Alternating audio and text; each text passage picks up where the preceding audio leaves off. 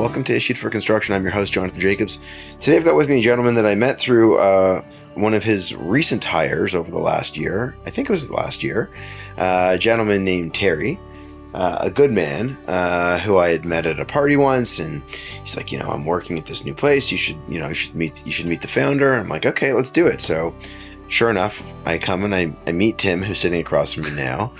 And Tim runs a practice called AdHoc Studio, and he's also started another business called Blackline, which you'll hear more about later on.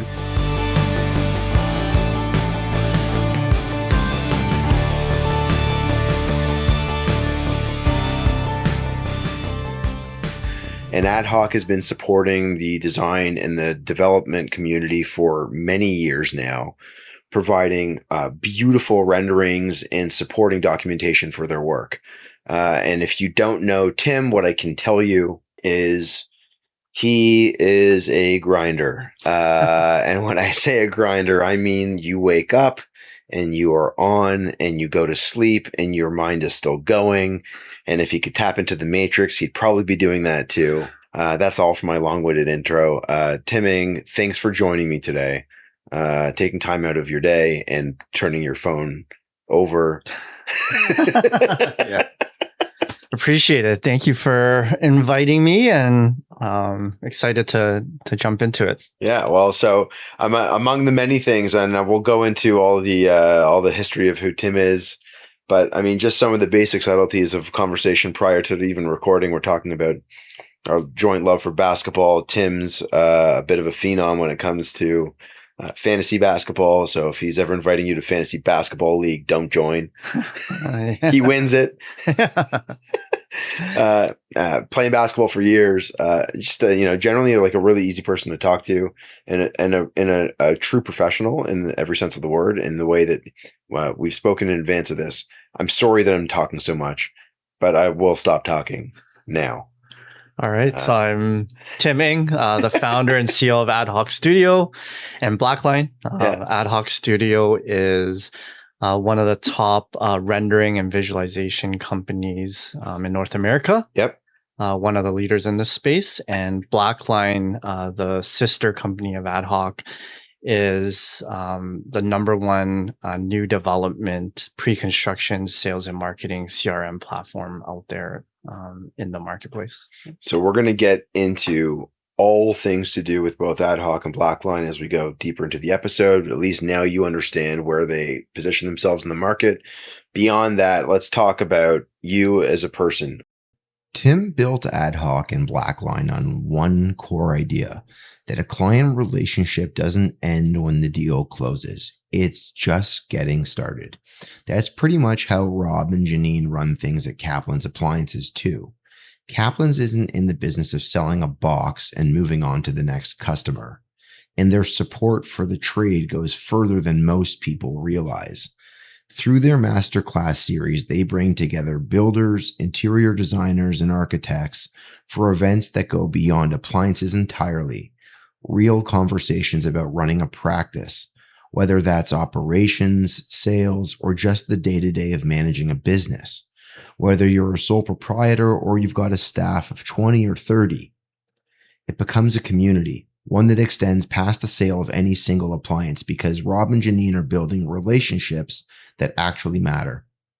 And when it comes to the appliances themselves, Kaplan specializes in the brands that belong in a serious kitchen. Sub-Zero, Wolf, Miele, Jenn-Air, Fisher & Paykel, Thermador, DCS, Urban Bonfire, and even something as elegant as a La Cornue range. If you want to learn more, check the liner notes or reach out to me directly and I'll connect you with Janine, who looks after trade relationships at Kaplan's. Whoever you're connected with there acts as an extension of your own business, not just a sales associate. They want to understand your terminology and how you manage your clients before they ever set foot in the showroom. If you're enjoying this episode, drop a 5-star review. It genuinely helps with the show. Follow along on Instagram at Issued for Construction. And if you want details about anything in today's episode, feel free to send me an email. Reach out. It's Jonathan, Jonathan, at issuedforconstruction.ca.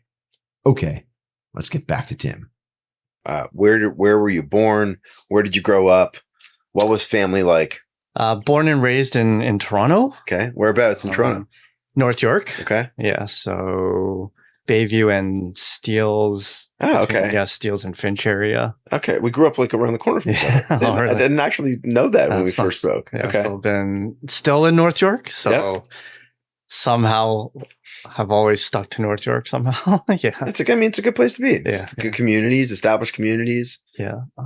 For those that don't know, like around the corner from where we're recording right now, we're in Leaside, and around the corner from here, there's the first established community, I think, in Canada. Is Don Mills. Yes. Yeah. Yeah. Which is where you are now. Exactly. Yeah. So sorry, go ahead. Where my office is too. Yeah. I'm a second generation real estate kid. So okay. I grew up in real estate and real estate development. My father was in the business. Of what? As he was like a new development pre-construction broker. Interesting. Before like being a real estate broker selling like pre-construction and condos was even a thing, he was like one of your really like your first guys doing it in Toronto. Okay. And how did he establish that like that was a marketplace that you could even go into if it hadn't been established prior? Yeah, so a lot of it stemmed from like the real estate in Hong Kong. Okay. So my dad was born and raised in Hong Kong. We have a lot of family out there. Okay. Over the years, like probably 60 plus years, like Hong Kong has been like one of the top pre-construction, new development, luxury condo markets in the world globally. Okay. And selling off of floor plans and things that don't exist was already a thing out there. Living in, tiny condos as opposed to like a house with a white picket fence. That was already a thing out there. So because of how small the footprint is in Hong Kong and how dense and how urban it is. Okay. So it's like taking that concept on how to like market and sell pre-construction condos from Hong Kong to Toronto. So that was something that, he brought over that became, his bread and butter of his entire career. And then my mom worked at one of the top like real estate developers in Toronto as well for over 30 years. Yeah. Wow, so you were immersed in it as a child. Yeah, like even if I didn't try to, I mean, that was literally the topic of conversation every single night. Yeah. After school. Yeah. Take your kid to work day and you were going to a development of some kind. Yeah, I actually had to, because my school and my daycare, even like when I was growing up, I had to go to my mom's work in the morning for her to like bring me to school. So I was already like at that office, like playing with like cladding samples or interior samples. Yeah. She'd like bring me to like the vending machine in the lunchroom. She's like, pick a chocolate bar every day, What was the go-to chocolate bar? I was like a big Scores guy, actually. Score? Yeah. Oh, that's an obscure reference I don't get to hear very often. Yeah, that's insane. Great chocolate, very underrated. Super, super underrated. Yeah. Like a darker chocolate, but yeah. And also because like you got the taste of it like 20 minutes later because it would always get stuck in your teeth. Exactly. Yeah, exactly. Yeah. So it's very unconventional as like a 6-year-old or whatever, but yeah.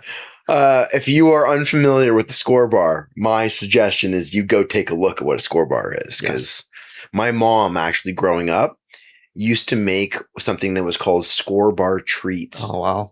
And it was like how do I describe it? So there was chocolate chips, and there was Score bar bits broken up into it, and it was like a shortbread. And when it was done being made, we'd put them in the freezer. Oh, wow. Nice. And you take it out and it was like hard, but like when you bit into it, the middle was a little bit soft, like just a little bit. Oh man, Score bars. Sorry. You just brought me back to my childhood. It's, my mouth is watering right now. Yeah. Okay. So you got your Score bar and then you'd go back to her desk and would you draw? Would you ever like draw floor plans or something like that? Or would you render yourself, or were you an artist in any way? I wasn't an artist. I mean, I did do some drawing classes and stuff like that. Yeah. But it was honestly like everything, like looking at like drawings, Excel spreadsheets, because everything was like numbers and packages of like their marketing materials. Pretty much anything I was like exposed to really early on. Because before school I'd have to be there, and then when my mom picked me up after school I'd also be there. So like before she finishes. So okay, just super early exposure right away. Yeah. And you told me before that you started playing basketball when you were 5. Yeah. So was this something like were you going to grade 5? You're what? You're in SK, Yeah, like SK. Yeah. Yeah. right? Yeah. So you started playing basketball in SK? Yeah. Like And I football? had an older cousin that Okay. picked up basketball, and he's like, "Hey, just try dribbling a ball." And then like he joined these like different like March break or summer camps and stuff. And I just joined at a really young age and got right into it, and then started playing like rep basketball really early. Crazy.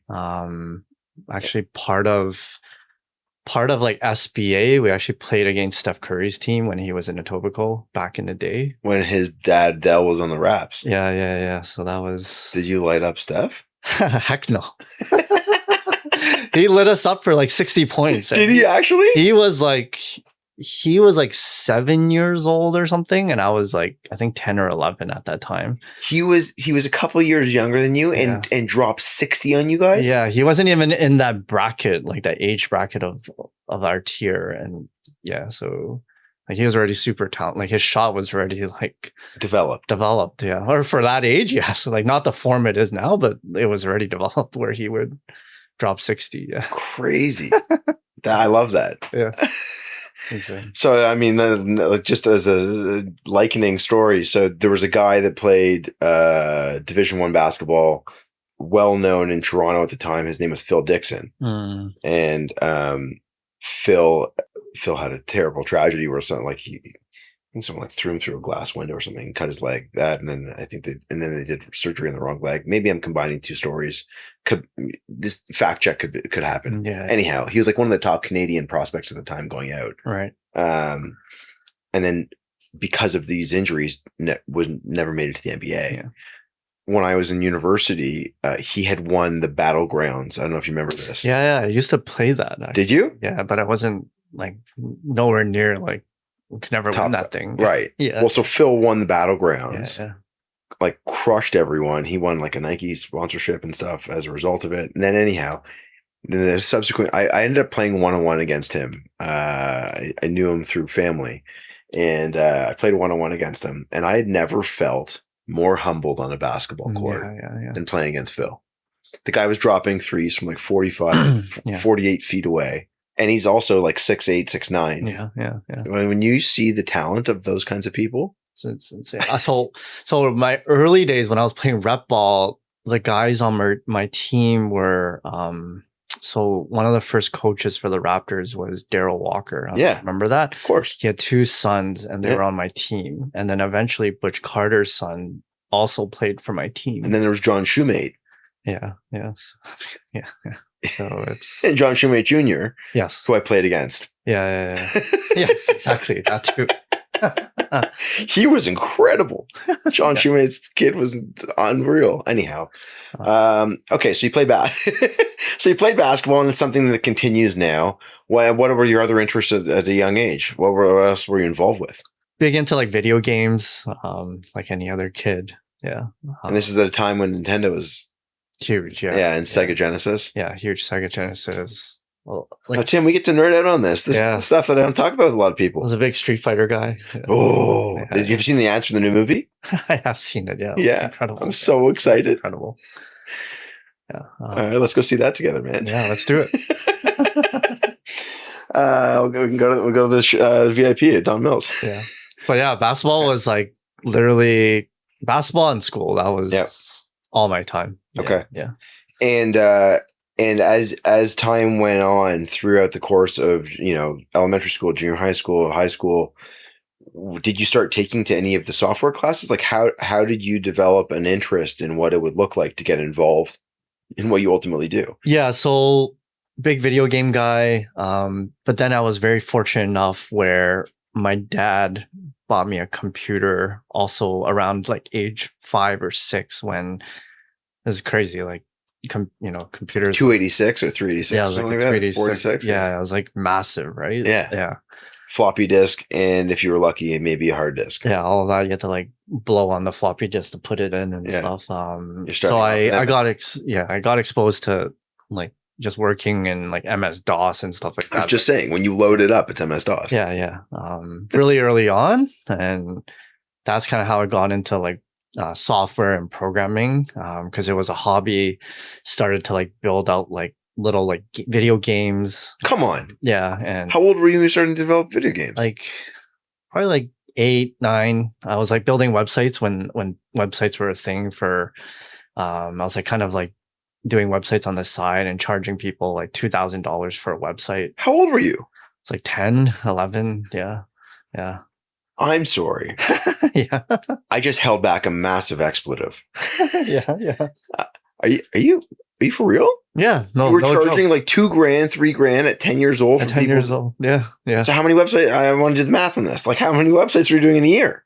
Probably like managing like 10 websites a year. You're pulling 20, 30K a year at 10? Yeah, 10. Yeah, I was hustling. Yeah. Holy shit. I was like managing my own business. Yeah. So just FYI, when I said to everyone, by the way, that Tim is a grinder, now you understand. Yeah. I didn't realize the extent of it until you tell me at the age of 10, entering double digits, you're earning 5 digits. People were willing to pay because they needed like a presence at that time when I know. .com was coming up, right? So this is mid 90s or late 90s. Yeah, exactly. Wild, man. Yeah. So that I was like building websites throughout high school. I was like, like many other kids, like burning CDs, like mixtapes for people. Hey, like send me what you want. I'll like this is even before people could even like know how to even do this. I already was really Napster. Are you talking about I would have like my own servers. I'd be able to like queue them up and download them in the background faster than any kid, just because I was so lucky to have like access to like software and computers at an early age. But you weren't also wasting it. Like, you were maximizing the opportunity of having a computer to be able to do something with it. Like, yeah. A lot of kids potentially waste that. Yeah, so I was like very entrepreneurial at the same time at a really young age. Like, and do you have siblings? I'm an only child, so I had a lot of free time to do a lot of stuff. Yeah. Okay, so I'm going to try to think about the number of questions that I want to ask, but I'll start with this one. So when you were 10 and you were doing this, did you have a registered business, or this was? I guess you didn't even have to because you were earning under a certain threshold and you were young. Yeah. So I'd like my mom would help me like send out invoices and stuff like that. Yeah. Did people know how old you were? They did, but like I knew how to do it, right? Yeah. If you're listening to this, is your mouth also agape? Like I am floored right now. So, and I say this because like when I was young, I wasn't charging $2,000 for my services, but like I started a babysitting business and I developed enough clients that like I had friends working for me. Yeah. And I was like, skimming a little bit off the top of their money. Yeah. Marginal, but enough that it like at a young age, it was like I had a business. Yeah. How many years did you keep this going for? I think up until like grade 11. Okay. Yeah, where I started like taking school pretty seriously, grade 11, grade 12, leading up to university. Yeah, but it exposed me really early on because a lot of the clients I was building websites for were related to like real estate or construction and real estate agents and things like that, right? And you'd have to like get to know their business a little bit at least and get exposed to that. Right. So, right. Okay. I'd be charging like hourly to update websites. It was like the best type of startup you could have or ask for. So, I mean, and at the boom. Yeah, at the boom of it. Right? Yeah. So for anyone listening, just on if you're born in the 2000s, what you can appreciate or might not appreciate right now is that in the mid 90s, in the early 90s, there was the recession. I've talked about this on many episodes so far, and you've probably heard about it through schooling in some capacity, or your parents have talked to you about it in some way. But in the mid 90s, there was a massive boom in tech, huge. And .com was the big thing. Mm-hmm. A lot of people made money and a lot of people lost money. But to maximize a skill set at that stage of life at the time where if you knew what you were doing, like you could do it and you could do it well and you could make good money and you were young. So how did you want to then establish pivoting from making this cash on the side to focusing on school, now reducing your potential income as a result? Did you reduce the income because you were focusing, or did you find a way to pivot? Yeah, so it was like I was all into school and university, Yeah. and primarily like I used the money I saved up over the years to like pay for university in Okay. that sense. Yeah, but a lot of it, yeah, all of that stuff kind of took a back burner, and I was just focused on school primarily. So you weren't working when you were in school. You were focused at like dedicated to school. I was I talked about this in one of my recent podcasts actually. So Okay. I then transitioned into grade 11. Actually, like grade 10, grade 11 is when my high school had a co-op program. Okay. So I was also very lucky to be able to do a co-op program at that age. Yep. And my school breeded this guy that ended up becoming the number one investment broker in Toronto. And he went to my high school. So that's how I got set up with him. Okay. So I started to, after school, you'd get off at like 2:30 in high school. And then I'd actually subway down to his office downtown and help him from like 3 o'clock to like 6 or 7 or something like that, whatever, like, being his essentially like his EA. And that continued all the way till like, I think first year university. Okay. So he became like a big mentor of mine as well. Very, so I was like working while in school from high school to university. Yep. Yeah. Okay. Later in this conversation, Tim gets into what happens when a floor plan doesn't quite line up with the rendering, when a vanity dimension is off, and when the details that matter most only show up once you actually measure the real space. That same obsession with precision is exactly why Martin and Marta built the doors the way they did. For close to 20 years, they've been supplying exterior windows and doors across Toronto, the rest of North America, the Caribbean, and the Bahamas, importing systems from Poland, brands like Schuko, Rayners, Aluprof, and Alaplast, then finishing everything locally right here in the GTA. Custom colors in unlimited shop drawing revisions come standard, and their team does on-site measurements and full shop drawings before anything gets built, because a door that's off by a few millimeters isn't really a door. That's why builders and architects treat the doors as a partner on the project, not just a supplier. Reach out to Martin and Marta at the Doors for your next build. And if you're liking what you're hearing, a 5-star review goes a long way. You can follow along and Issued for Construction on Instagram. Full details, as always, are in the liner notes, or reach out directly to me. It's Jonathan, Jonathan, at issuedforconstruction.ca. Now, back to the conversation with Tim. And where did you go to university?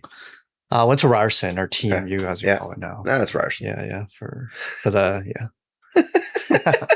the Ted Rogers School, like the business school. Actually. Okay. Yeah. And it was a 4-year degree, or was it a 5-year? It was 4-year. Okay. Yeah. Okay.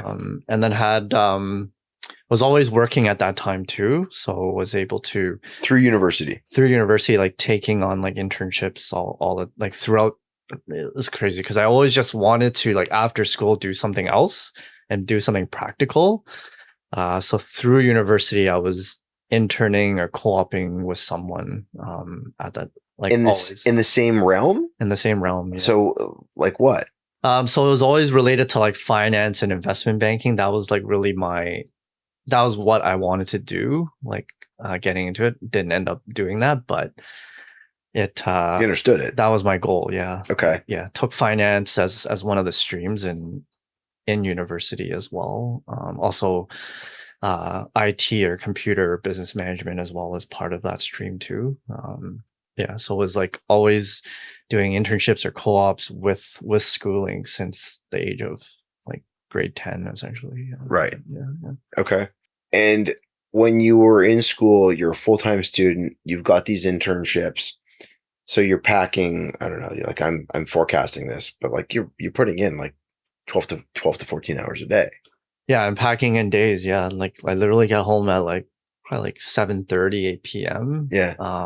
But it was great because when kids like during the summertime in university, they would have to look for like a summer job. I'd already have it locked in because I was already working there during like school year. Yeah. So I already have that summer job. If anything, I would just be able to work more hours. Yes. So that was great. Like so I always had like money from the co-ops and the summer. Yeah. I think it's great, man. I was doing something similar. Like I was used to coach tennis. Yeah, yeah. I started coaching tennis in grade 10, and had this babysitting business that was still running. And so like I would be able to coach, and then if I was too tired to babysit, I would bring in a friend to go do the babysitting. Yeah, that's awesome. And keep a couple bucks. And it just allowed me same thing. Like come summertime, like I was going to go coach. And you're out there 12 hours, 14 hours a day coaching. Exactly. Just, sweating through it all. But same thing, not having to struggle to find a job in the summertime, knew that you could go make money and that money would support you through the year. Yeah. And plus whatever else you're going to do. So you finished your 4-year degree, and did you do a master's or did you do anything else after that? I didn't Workforce. I didn't do anything. I had like a bunch of like job offers coming out. And what was the variety of job offers that you were looking at? A lot of it was in finance. Also, because of that like degree, I looked at like different marketing agencies or divisions. Like even got a big offer from like Procter and Gamble to be part of their marketing division. So I feel like that was great about Ryerson, was that it set you up to be very have a lot of like practicality in your skill set, like going in. And because of their connection to the city, they had a lot of like, they were able to like bridge that gap between like networking and things like that. Right. But yeah, at a very young age, as you can see with like entrepreneurship, I always knew that I wanted to become my own boss. And I just had this aha moment like after graduation. I'm like, okay, I don't want to end up, taking one of these offers, end up working for someone for like 10, 15 years. And then by the time I blink, I'm like 45 years old, with 2 kids, and I have that itch to like go off on my own and start my own company. You're talking about my life right now? Which I know is like a lot of people have that itch at that age, right? So I just dived into it. I just like, hey, like I'm living with my parents right now. I don't have a lot of expenses. Yeah. I have a runway to try this out to see if I can make it on my own. And wild. Yeah. So right out of school. Right out of school, I just built out a business plan, and then I graduated. Like I remember, like May of 2008. Yep. And then I started AdHoc Studio in September 2008. So I had like 3 months to like put together my own business plans and things like that. Yeah. So what did you do? And so I was going to ask you, like during the summer, were you fully committed to working on this plan, or did you find some level of like enjoyment in doing nothing slightly? Yeah. What was the balance like? Or were you just all in? I was like all into it, because I was like, I gotta like decide if I'm gonna like take one of these offers like to work for someone, because all my friends are getting jobs at that time, right? Right. Like we're all graduating around the same time, and I'm like, oh man, I gotta, either work for a big corporation and pay my dues that way, or try to start something. Crazy. Yeah. So you registered a business in 2008 for AdHoc Studios. I mean, I know that I've spoken to a lot of people, but I have not spoken to a single person that has gone out and started their own business right out of university. No one. Yeah. And if I've interviewed you, by the way, if you're listening to this right now and I've interviewed you and that's what you did, yeah. I don't remember it, because I don't think that anyone else has done it. I really don't, which is crazy when I think about how many people I've interviewed. Yeah. Yeah. Right. From around the world. So kudos to you, that you don't need from me, but kudos to you 18 years later. I appreciate it. Yeah. So can we talk about what that looked like initially and how you had forecasted like what this business model was going to look like? How did you come up with the name? Yeah. Let's go there. Yeah. So AdHoc was based on the term, I got it from like the Latin side of things, in terms of the Latin language. It really, like if you look it up, it means people with specialties or specialists in their space all coming together to solve a problem. Okay. So that's originally how I stemmed the name AdHoc from the Latin language. Okay. And how it started was I saw gaps in the industry over the years, like through my parents. There was like I would see my dad working with renderings, different software providers, and things like that. At the time, he was actually working with like the leader in the Toronto space for renderings and interactive software. So I saw that there wasn't a lot of people doing it, and there's a lot of like polishes and refinements that I could probably like improve on, that real estate developers and sales and marketing folks would see a lot of value in it. So I dived right into it because I didn't see anybody like really dominating the space. There was just mainly one player like that was doing it and working with all the top developers in the city, and I just knew I could get it better. The renderings to be more like realistic, more like art driven, the software to be smoother, more fluid, the UI to be overall more beautiful, more user friendly overall. What I'm astonished by, again, if you're listening, you have to appreciate it. We kind of I alluded to it before, but like, you know, in the early 90s, there was a recession. In 2008 was like a massive recession. Right. So while most people are trying to figure out how the hell are they going to keep a job, Tim's graduating from school. Yeah. And he's out there starting up a business that he sees doesn't really have much of a competitive environment to it. And you go and you take it on at a really young age. So, yeah. Okay. So you come up with a name, you come up with an understanding of what the gap in the market looks like. Yes. And you also know at this point how to build a website. Yep. You understand business because you were in school for it. Yeah, exactly. I knew sales and cold calling because when I was working with that top investment banker throughout the years in university, every day when I went into work, he would throw me a list of leads to call, to basically vet, to set them up for like deeper dives into calls. And these are like high net worth clients in Toronto that he just throw me a list of names to call. So I was already groomed in a very like young age to like not be afraid to like cold call. So back to your question, in 2008, when I was starting in the recession, like I didn't have a name in the industry. Nobody knew who I was. Yeah. But the benefit was in that recession in 2008, like a lot of people didn't have a lot of like new projects launching. They didn't have a lot going on. They were sitting, you know, at their office. They had a lot more free time.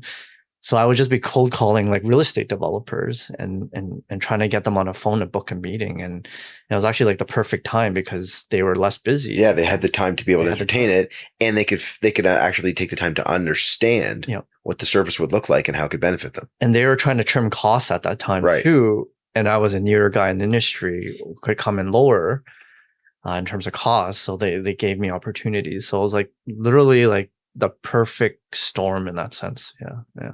That's unreal. Yeah. I mean, I don't know that a lot of people have the experience of going out and making phone calls, excuse me, cold calls, and then getting rejected. Yeah.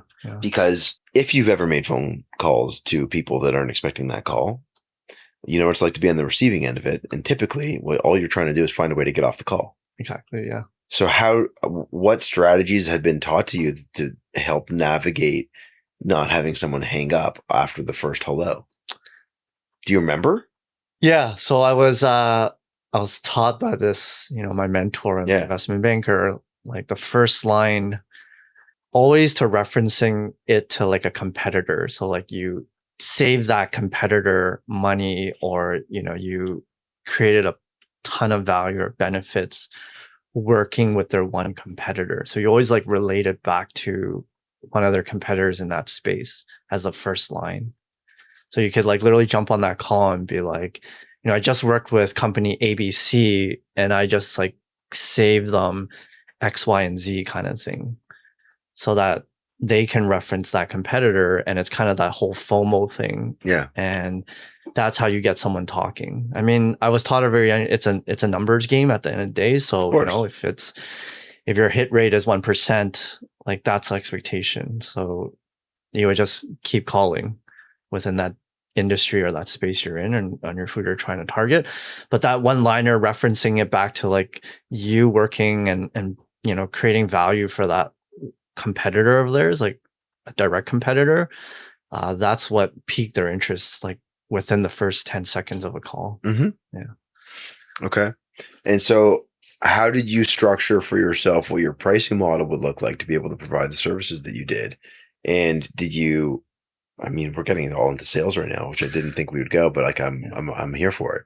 How did you menu sell? Like, what did you do? How did you get people engaged? It was just like back and forth with like initial kind of clients early on.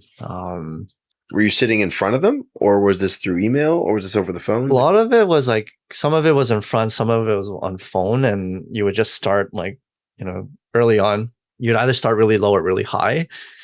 And then as you start to work with more clients, you get more understanding of like budgets and what their tolerance is.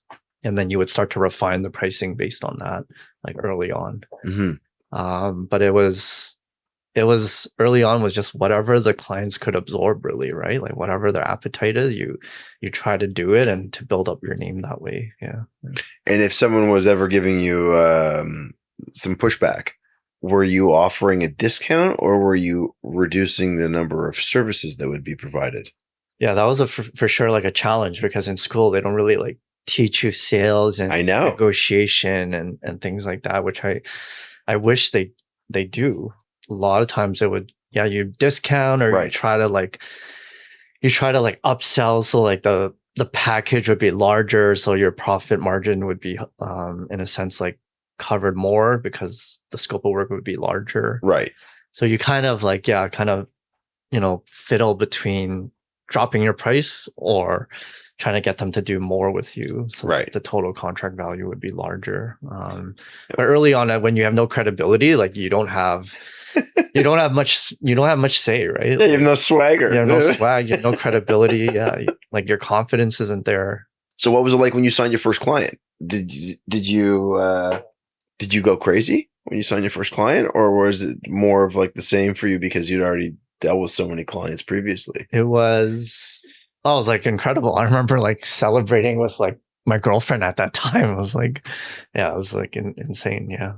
It was, you're super excited, like to sign on. I think my first contract was like a $20,000 contract.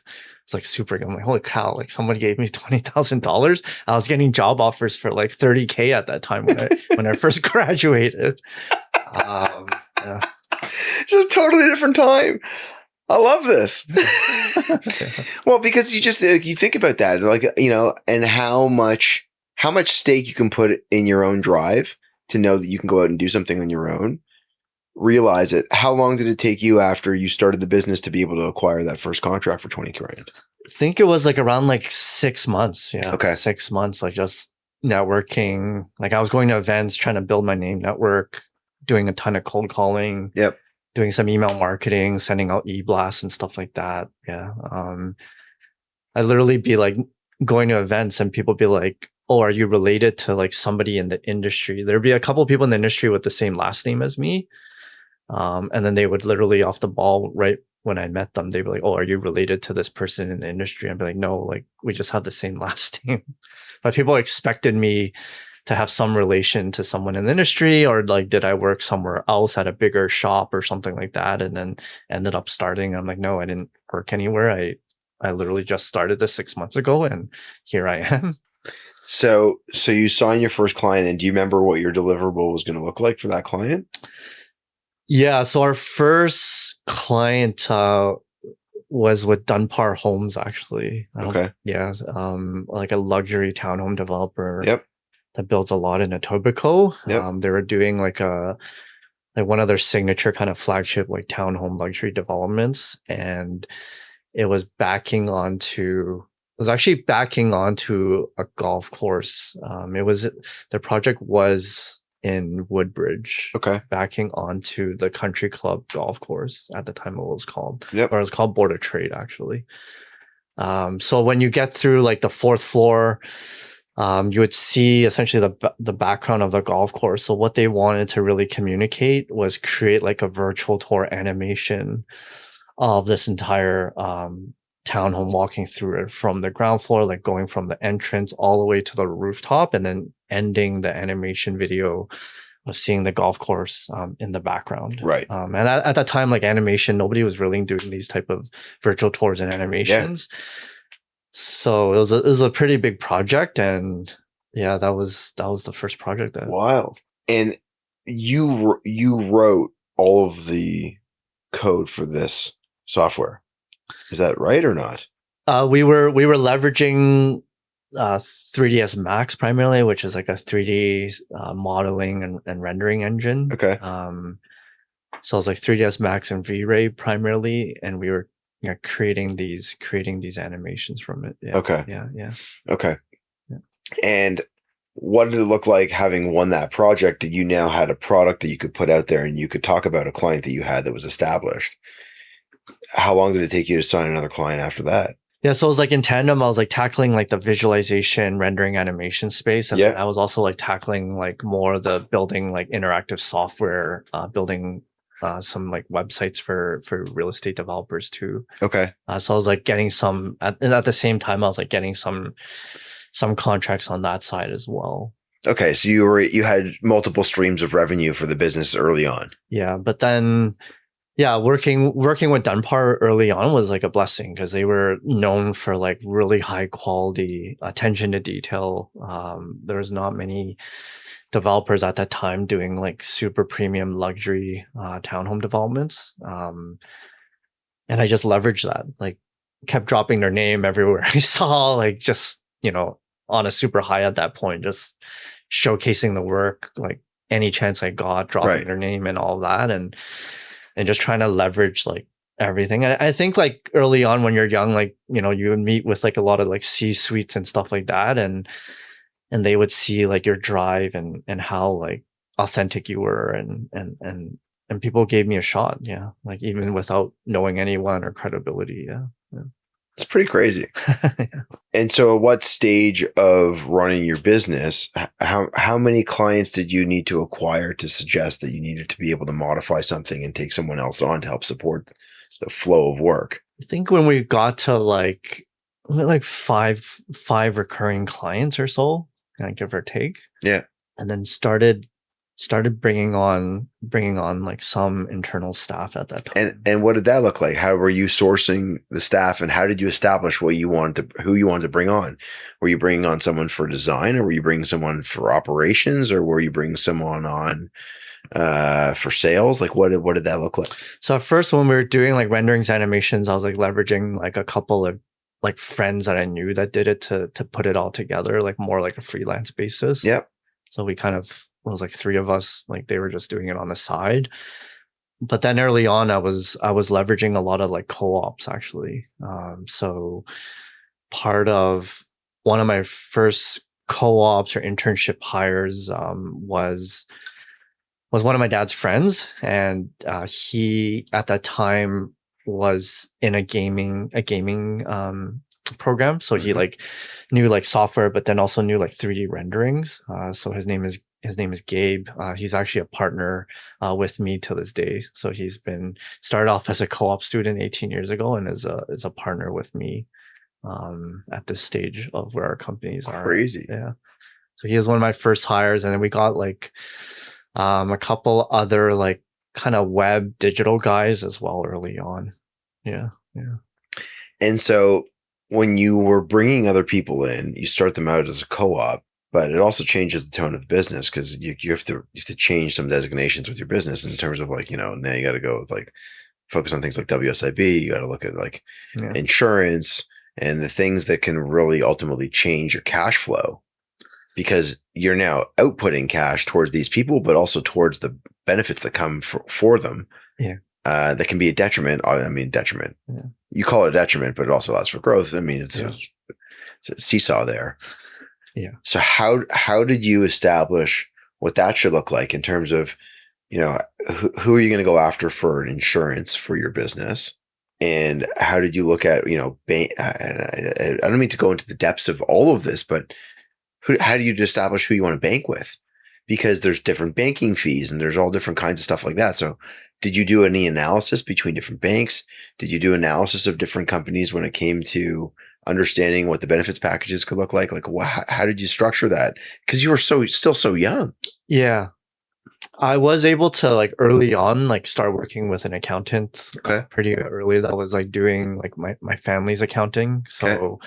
that was someone that I trusted, and he was able to guide me through like different initial setups for everything, including your bank. But like I would say one thing that I feel like schools never teach you is, I've studied accounting throughout my high school and university life, but one thing I feel like is missing is actually like business accounting. Is like probably the gap that I see in Define that. What do you mean by that? like how to actually like read, understand the business from reading like balance sheets and doing like year ends and things like that. Like, yes, there's like practicality in terms of like the accounting courses, but really understanding how to make up the numbers that you see on your own business is like a completely different thing, I feel like. And what do you think needs to change? What do you think people are missing that they don't fully understand? I feel like it teaches you like how to do case studies on like, on companies when you're studying it, but it doesn't actually connect. It doesn't connect the result of like the impact of the numbers that you see when you're actually doing like the case studies in school. So okay, like if you see this number on a balance sheet, like what does it mean? And what do you decide to do from there, kind of thing. Right. So it doesn't go into depth of like decision making around those numbers. Right. Like usually with school, it's like, okay, the balance sheet is done, or let's say your profit and loss statement, whatever it is, like then it kind of ends there after you see the numbers get Right. outputted. You're saying that people aren't doing any analysis of it to be able to try to find Yeah. areas of opportunity within your business and how you can leverage potentially more revenue from expenditures that you don't need. Exactly. Right? Yeah. Like how do you make business decisions, and how do you leverage it from the numbers that you see? Yeah. That you can have control over. That you have control over. Yeah. Yeah. So I find, that's definitely something that I wish like school taught me more of, that I could have really, really like, if I had that skill set early on, it would have like, really, really like helped me. Right. Second thing I would be like, I've always said this is like working and managing people early on. Like no one really teaches you that. Yeah. Especially with somebody like me that, never worked at a big corporation. Right. Managing people. I never had that. Right. Yeah. And you came from a family where you were the only child. Like you didn't have younger siblings exactly to manage. Exactly. Yeah. So. And you work with this mentor, and it's just the two of you, right? It's just the two of us.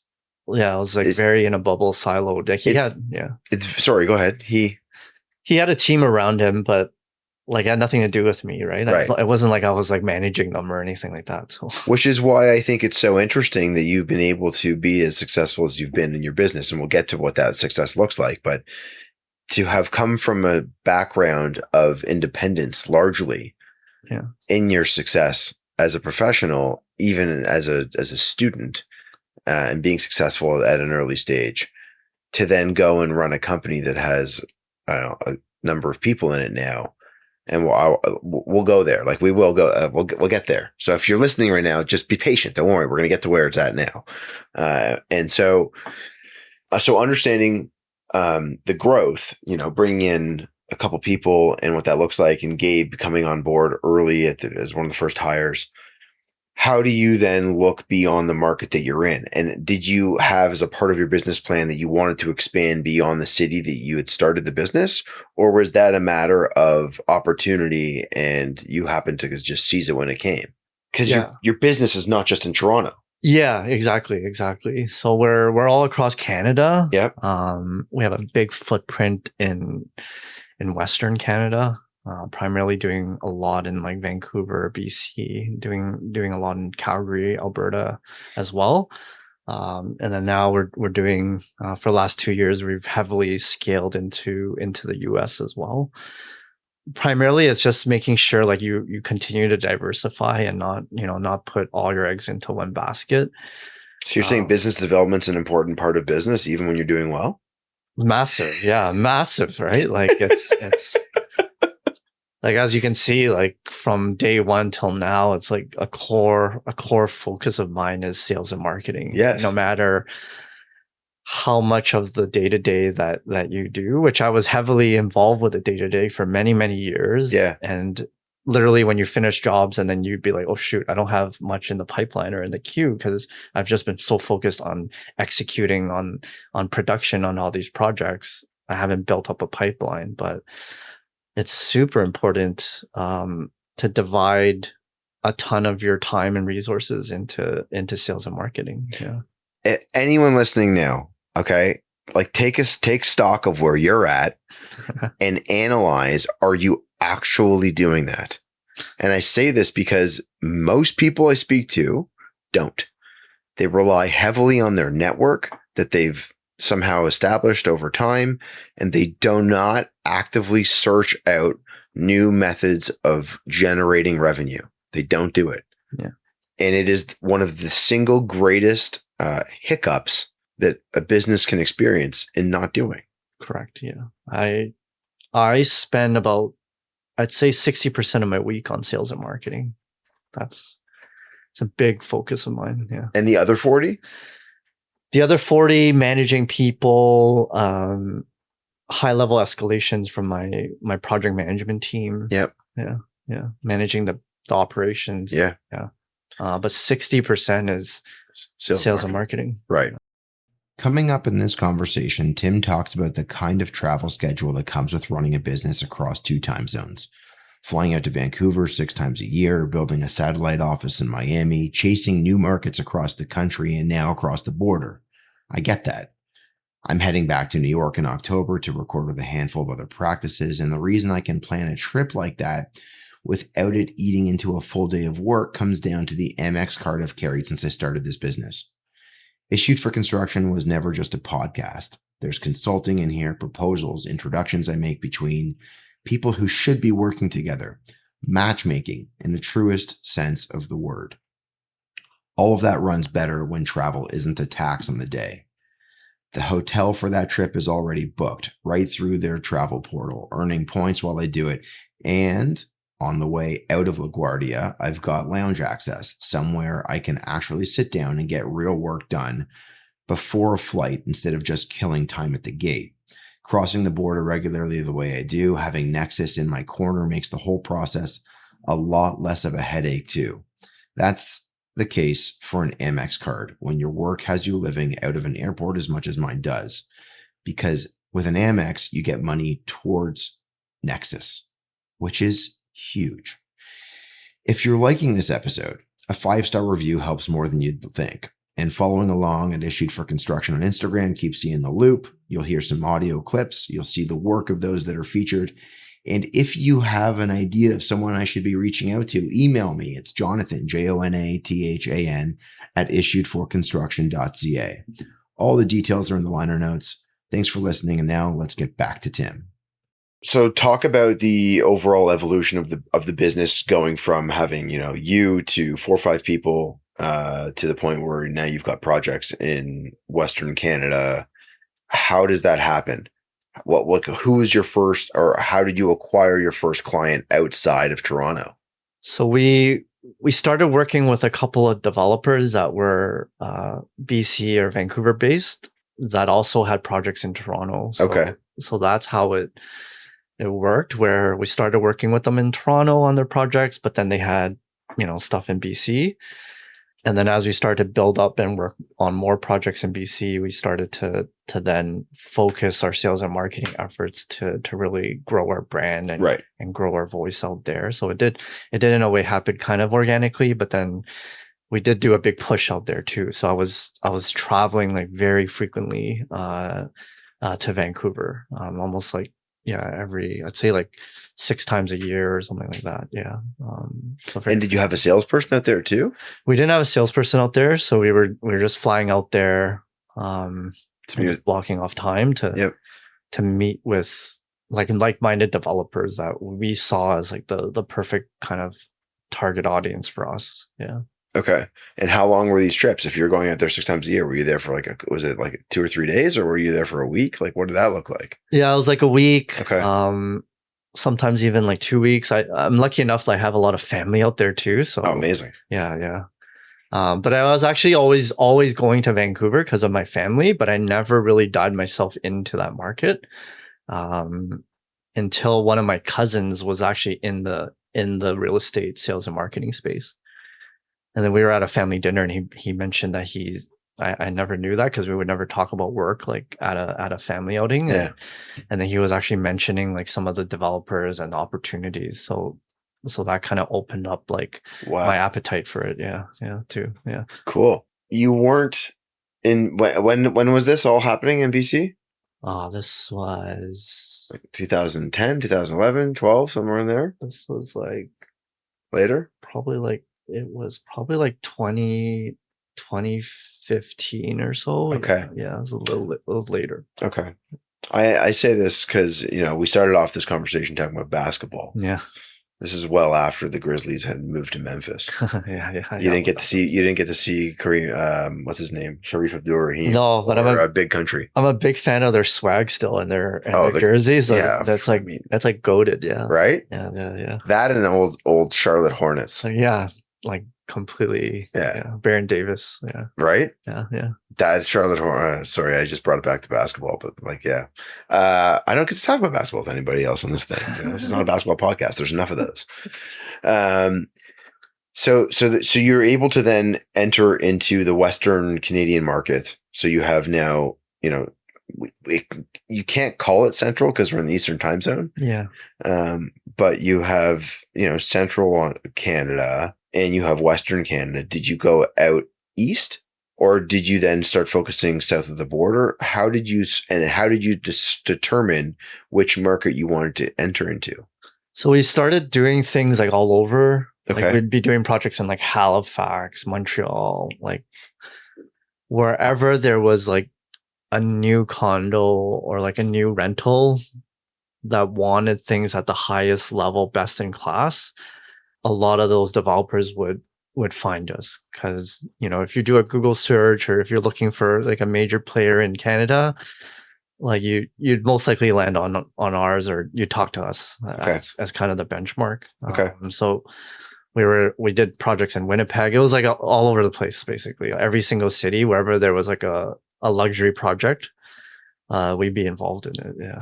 And what was this? How big did the team become as a result of all of this? Like at your max, what were you? So we're now at 40, yeah. which we're pretty much at our max in that sense. Okay. Yeah. So we've always been hovering, give or take, around there. Okay. And is that 40 in Toronto? All based in Toronto and okay. in our Toronto headquarters. Yeah. Okay. Now we have a couple US folks. But yeah, then we started to about 2 years ago really dive into the US market, focused on the South Florida, Miami market. Yeah. Why specifically there? So similar thinking, like BC, Vancouver was a very, very hot market for condo luxury developments. Mm-hmm. And same thing with Miami and South Florida. It's the top luxury condo development market in the US. So the amount of projects that they have, mm-hmm. the amount of units that they absorb and launch is greater than any other US city out there. So our thinking and my thinking was like, hey, like if I can really break into the Miami, South Florida market and improve myself with the top developers, the top brands out there, then it can be a jump off point to get into like other secondary markets in the US. Right. Yeah. So And when you're providing the services that you're providing, this is not just like looking at things from the outside. You're looking at like the entire interior rendered up tours through these buildings, right? Yeah, like touring like from exteriors to interiors to amenities, to the programming of the amenities to the suites. Visualization. Pretty much like digital construction almost. Yeah. Okay. Yeah. And how does it work when you're looking at like a specified product and you want to incorporate that into the rendering?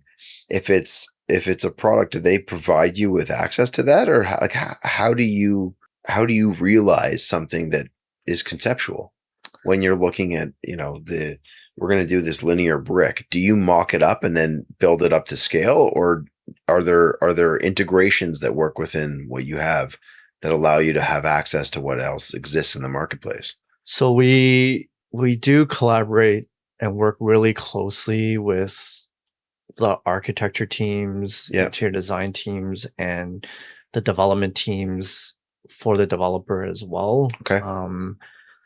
On the rendering and visualization side of things, my entire team either has a background in architecture or interior designer. Okay. So that's something we really pride ourselves on, being able to really, connect the dots when we're given like a set of drawings or a package of finishes and things like that. So you have people that have come through school in architecture and interior design that you're bringing in on your team. yeah, they all have like fundamentally like backgrounds. Either they've have their masters in architecture, or they're licensed, or they've went through architecture school or interior design school, or worked at one of the big firms, I'd say too. Yeah. So I say that also to reference as a point for anyone listening, that you might be going to school for something, you might be working somewhere, but if it's not 100% of what you want to be doing, there are all these adjacent opportunities that exist in the marketplace that you might never have even considered, but could be like totally fulfilling in being able to take your skill sets and apply them towards something that doesn't have the necessarily same perception of what you thought it might have been when you were going into school. Exactly. There's opportunity that exists all over. I just need to say it so that people can understand this. 100%. Yeah. So you have a team dedicated to really like the fundamental understanding of what these spaces are supposed to look like. Yeah. And realize them, which is really cool, because like you're talking about taking something that is 2D largely, or I mean they might have drafted it in 3D on software, but it's never looked like it's going to look when it comes out of your office. Yeah, so we'll usually work with something that's half baked, but because of our backgrounds in architecture and interior design, we're able to fill a lot of the gaps. Also get involved with the design solutions, make things more high fidelity. That's all part of the process. Are you able to bring forward ever like potential issues that you might see as you're working on rendering? All the time. Catch things like all the time. Like, oh, the floor plate doesn't like line up with this elevation. This vanity in the bathroom, like, the dimensions of it. Like, there's a lot of things like that we find, because the stuff is still a design in progress. Of course. So a lot of times we need the actual things to line up and to be, fleshed out more often than not, because we're digitally building it. I know. I just find so interesting in this is like you're charging a fee to be able to provide your service, but your service extends beyond the service. It's almost like a consultant in some capacity as well. Yeah. So we often, and I remind my team, like, at the end of the day, at the highest level possible, we are strategic design and image consultants. That's how we approach our day to day. Yeah, it's hard I think probably for some people to rationalize that, right? Yeah, until they start getting the thank you emails from the people that you're partnered with on this. Exactly. Yeah, a lot of our long-term clients do see that value, which is a blessing. Yeah. I mean, like, you're making them look so much better. Yeah, right? Exactly. You're welcome. They're welcome. Yes. So as you look at the state of affairs given the last couple of years, and these last couple of years have been very challenging. I mean, you started in a recession. Yeah. And now you're seeing your first real recession that no one's calling a recession, but it's a recession. Yeah. As an owner operator, and it's been happening in the last 2-3 years. So how have you been able to pivot? Is it the end? Are you saying that like your pivot is the entry into the US market? That's a big part of it, but then the pivot is also like staying very nimble with like your service offering. Like, I call it kind of like the tech stack offering of what we offer. Being able to pivot, like right now, like in Toronto or in Canada in general, there's a huge shift with like a big pipeline of purpose-built rental. We've always done purpose-built rental, but how do we double down on a lot of the things that we were providing value on and creating more value for the developers, or doubling down on a lot of like low-rise single-family home developments that are happening in the GTA, for example, because that's one of the markets that is still moving and there's still launches. And then staying ahead of like the AI curve, like we spend a ton of resources on perfecting like our tech stack within AI, what workflows to use, what softwares to actually leverage. To pivot in that way. So we're creating value for our clients to guide them through creating content with AI too. Yeah. So it's all of it is about pivoting. Yeah. Always. And being strategic. Like I spend a lot of time in the back of my head, always like thinking about the decision making of, how to stay 10 steps ahead of everyone. Yeah. It's funny how, we talk about this word pivot, and it brings us back to basketball each time. Yeah. Right? Yeah. Somehow a basketball term has infiltrated the regular workspace, right? Exactly. And anyone unfamiliar with the word pivot, it means that you're keeping once you picked up your dribble, yeah, you're keeping one foot stationary and the other foot can rotate and move around, but you can't move that other foot exactly until you actually see the play or it's a continuation of picking up the ball. Exactly. But that would not be a pivot. So anyhow, a pivot is to see the floor, right? I mean, ultimately, that's what it is. Pivot and innovate too. Yes. Like a big part of like my career is continuing to innovate. So what does that look like for you? Let's talk about what does innovation look like at this stage?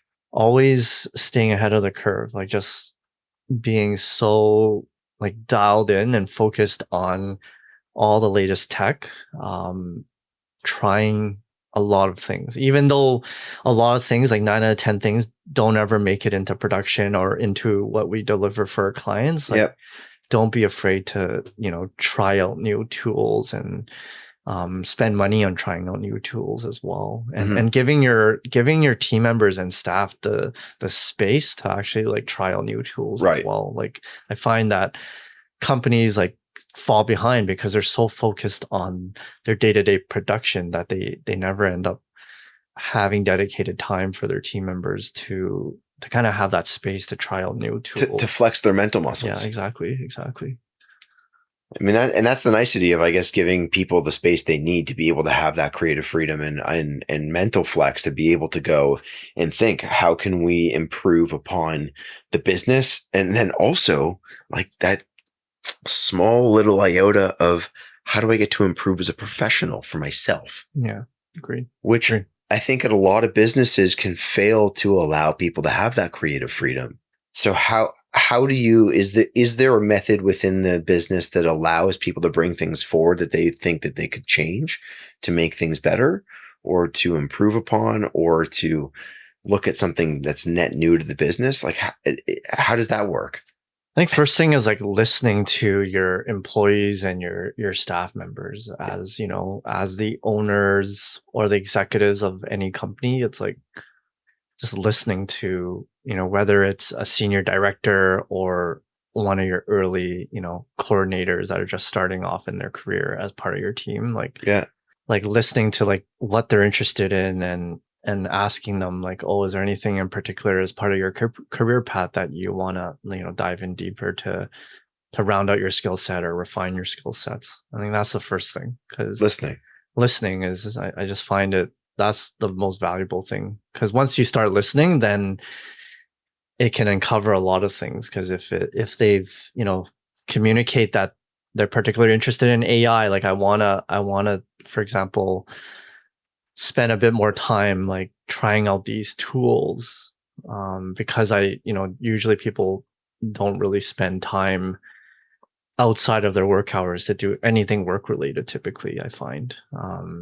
So you do need to like give them that space during work hours to be productive with that too. So treat it like it's almost like an incubator. Exactly. Yeah. Which is rare. I think a lot of people want people focused on the things that they know are going to drive revenue for the business and not giving some people the creative leeway to be able to figure out something potentially new for themselves that might ultimately turn into a form of revenue for the business. Yeah, because you never know, but everyone takes it so like concrete that it ends up like kind of creating a ceiling for yourself or for your business. Right. Yeah. How did you establish and I know that I'm kind of jumping on different topics here, but this is the free flowing conversation. My mind just goes to this. How did you establish what the structure of the business would look like from an employee standpoint in terms of roles? How did you then, you get to a point where you have 10 people and you're like, okay, now I'm going to need, a marketing director, or I'm going to need a COO, or I'm going to need, I'm going to start putting the positions at the entry level as a coordinator. Like, how did you establish what that would look like? Did you have a mentor that was telling you this? No, like a lot of it is based on like needs and demands. Like if you feel like you're, somebody that, let's say, has a skill set on a couple of things that he's really good at, and if you're finding that some other tasks or client requests are pulling him away from what his, let's say, secret sauce is, or what his superpowers are on those couple of skill sets that he's really good at. Yeah. Once I get that feeling that that person is getting pulled away from those skill sets, then I start to like look at potentially hiring someone below that person, and then it kind of just like spread across the hierarchy that way. So I've always looked at it as like natural, but making sure that, so I always try to hire people and bring in people that complement me and elevate my weaknesses. Always from the ground, from the beginning. That's all. It's everything I do. I've never asked someone this question. Are you ready? Yeah. Because you just said it, and I've always been curious. So, what do you think you're weak at? Oh man. Talk about vulnerability, and you don't have. Look, admittedly, you don't have to answer the question. I will give you the out, but I think it's such an interesting thing because you can know all facets of the business because you created all of them. But then there's some people that are going to come in and they're going to be able to do something better than you because you have to be up at the bird's eye view of the whole thing. Yeah. So So I'm trying to give you time. I have a lot of weaknesses. Okay. And even my strengths, I'm always looking to potentially hire people that can elevate my strengths as well, right? Okay. Like to make it even stronger, or put it on steroids in a sense. So part of, one of my weaknesses is like, because I have so much to do, like I don't have time to always fully foresee like a full execution of something, right? Yep. Because I would come up with the idea, I'd map it all out. But now I need people around me that can execute and fulfill it. And then fulfill it. So they can bring, something that I brought to, second base and bring it home. So that's like kind of the stage I'm at right now, where I need people around me that can execute at a very high level and complement like what I can do, like based on my capacity and time. Yeah. Okay. I think that's pretty fair. It's and because it's also hard. If you want, I'm saying, look, if you're listening to this, you can appreciate like that's a really hard question to answer. By the way, it's a really hard question to answer. So I appreciate you like going to it and not telling me to go fuck myself. I say that because if you've ever run a business, deep down that there are certain things that you are really good at, and there are certain things that you are not very good at, and it is hard to outwardly say those things that you're not good at without then just kind of finding someone that can support it, never saying that you think you're not necessarily good at it. And I'm not saying it from a negative standpoint. I'm saying it from if someone declares bankruptcy of a business, it's because I've never had to do it, so I can't really speak to it from experience. But seeing how it has happened in multiple businesses over the years, and again, if you're listening to this, you can tell me I'm wrong. It's because people haven't been able to fill the gaps of the things that they can't do right, and they can't forecast, and they can't pivot. Exactly. Yeah. I mean, that is largely it. Yes. If you've done one thing well for a long time, and you've never looked at trying to potentially evolve from that one thing, you will be a dinosaur, and the comet will come and it will wipe you out. Exactly. So you have to find people that can support the things that are working well, that can then turn what's going well into something that's going even better, so that you can then go and find the next initiative for the business to take it to the next level. Exactly. I apologize for a long rant again, but I say it because you see a slowdown in the market 3 to 4 years in the last 3 to 4 years. You pivot to the US and you find the number one market in the US of development in the space and realm that you know well, and you go and you target that area. Correct. That's exactly it. Yes. And that is a skill that I think very few people actually really possess. And I appreciate that. Yeah. Like that is a hard skill. You're entering into a marketplace that you don't know. And if you've ever tried to penetrate a marketplace that you don't know and you're listening to this, or you're brand new to the work world and you don't know what it's like to penetrate a marketplace, it can feel like you're trying to fight against the mafia. Yeah, 1,000%. Because these new markets, like you're starting from ground zero. Yeah. It doesn't matter like how many projects you've done, your brand, your credibility, like that's all out the window. Like day one, you try to enter that market. Yeah. That's out the window. It's a flyer in, it's like a penny stock you're investing in the marketplace that could be off the market the next day. And you're hiring someone to go hopefully fulfill what you think could be like the next Tesla or Apple. Yeah. And you don't know. Exactly. Yeah. Yeah. But you're throwing a chunk of change at it, hoping that it turns. And like the nuances of the different markets. Yes.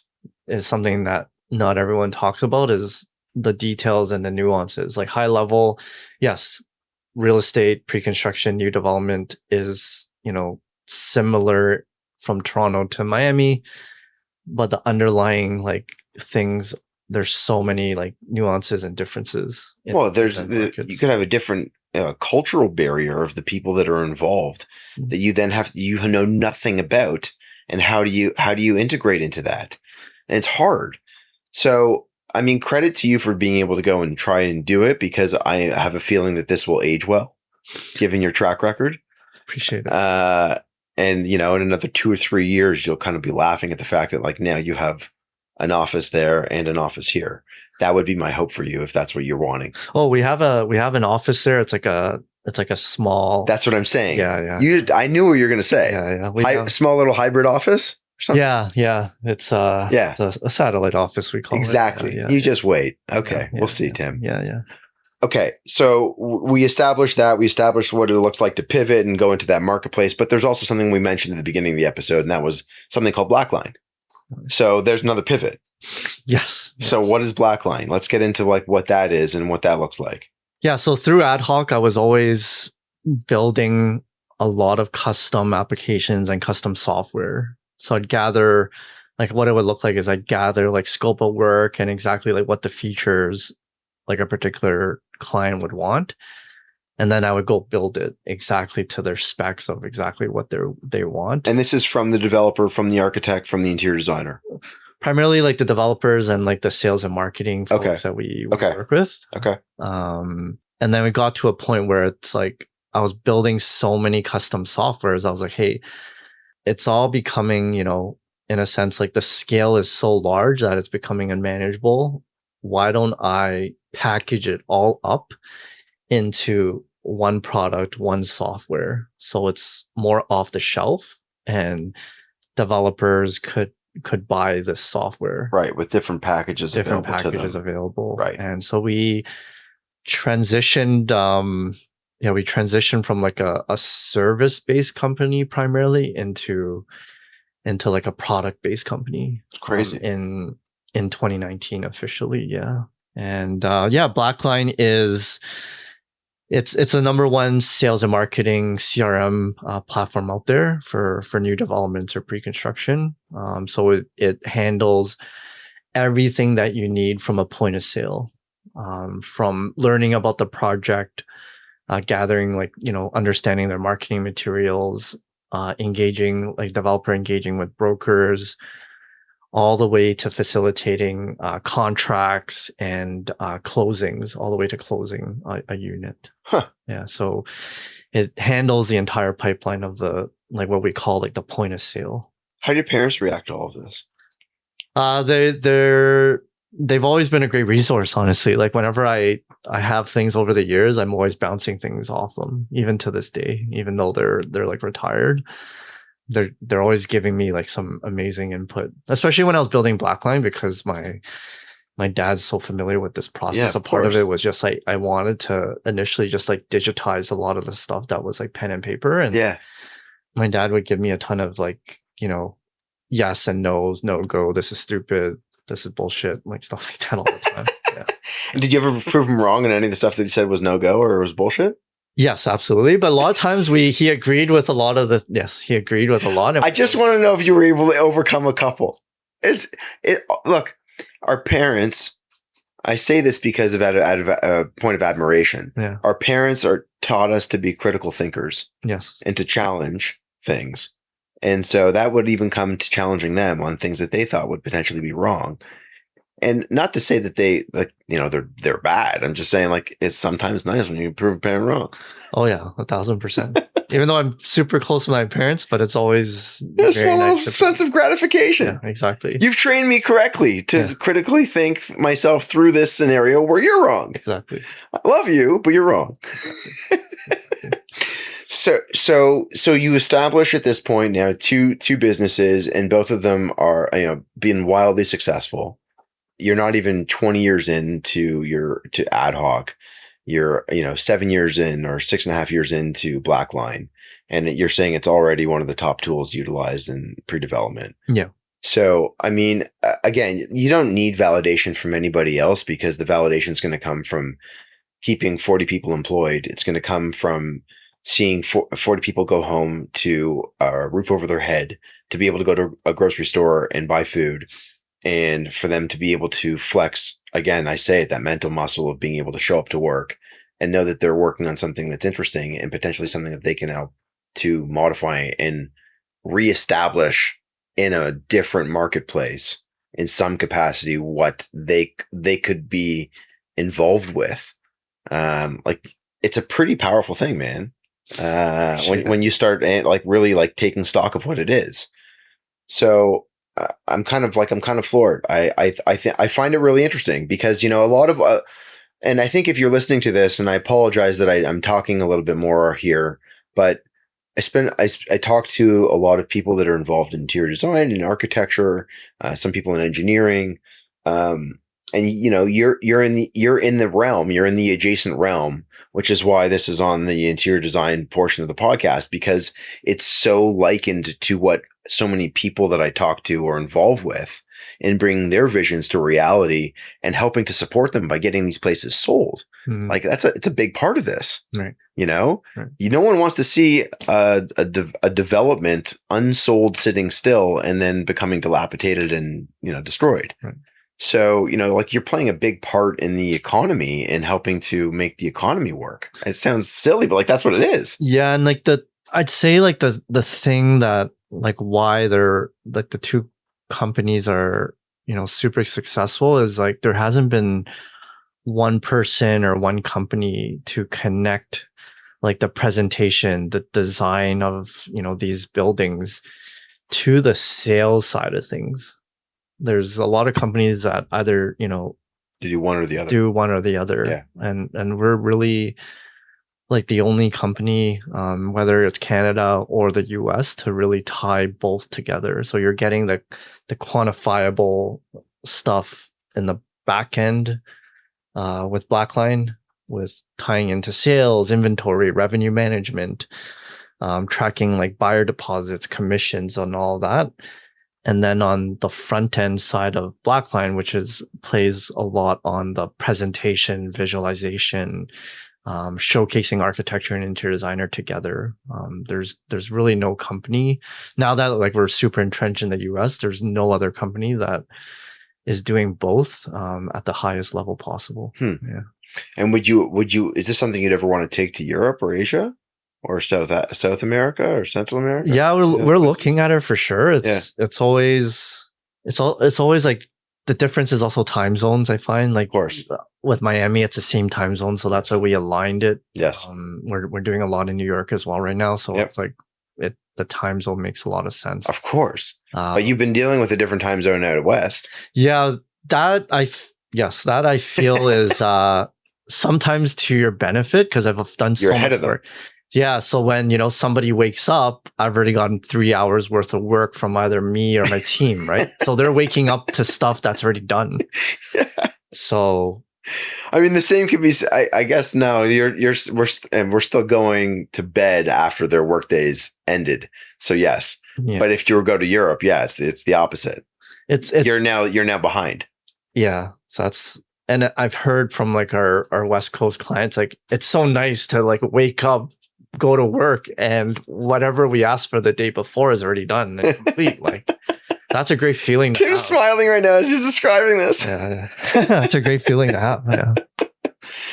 Delivering value while you're sleeping. Exactly. You're like an agent. That's the name of the game. So Tim, outside of work, what does life look like for you? It's a lot of family time. Yeah. Got a 3-year-old. Yep. Yeah. Spend a lot of time with my daughter. Yeah. I'm an avid golfer, but haven't golfed a lot this year, but I love golf. Okay. So what would be a typical year? How many rounds would you normally try? In university, I used to play like 70 rounds a year. 70? Yeah. Were you a scratch golfer? No, I'm not. I wasn't. I was just like starting off, but I was playing a lot. So I was getting pretty good. Where were you? Like, what, 80s? I was like shooting like high 80s. Okay. Breaking 90 type thing. Okay. Yeah. But now, like this year, I played 2 rounds. It's bad. Every year it keeps getting, because I have a pretty intense travel schedule at work. So it's. And do you manage your own travel schedule or no? I have a marketing director that kind of manages it. Yeah. That's good. Yeah. Okay. Yeah. And what about like what other things you can fill your free time with when you have it? Are you still playing basketball? Yeah, big sports guy. Watch a lot of sports. Playing basketball once or twice a week. Pick up games. Watch a ton of sports. Yeah, I'm a big basketball, football guy. Okay. Yeah. Watch a lot of golf. What's your favorite part of basketball for yourself? Jump shot, layups, defense. Like for my game? Yeah. I'd say it's like passing and I think all of it. Like I take defense very seriously, the point of attack very seriously. Offense is a big part of my game as well. Okay. Yeah. Yeah. What's one of your favorite moves? Oh, this is how we're closing out this podcast today. I'd say the Euro step is the biggest. Yeah, the Euro step. The Euro step, okay. like kind of like a Manu Ginobili, ball fake Euro step type of thing. Ball stays high above the shoulders. Yeah, that would be kind of my go-to move. Yeah. Okay. Yeah. Yeah. I love it, man. Yeah. Tim, I'm gonna tell you, man, it's been a pleasure having you on here. Every now and again, I throw something in that's a little bit different to the podcast in like the adjacent field. And I've thoroughly enjoyed your ability to be able to articulate some of these things, but also to be able, as open as you've been, about sharing how your business has developed and the roles within it and the parameters associated with it and the evolution of it. I've thoroughly enjoyed this. Thanks for doing this, man. Appreciate it, man. Thanks for having me. I had a ton of fun.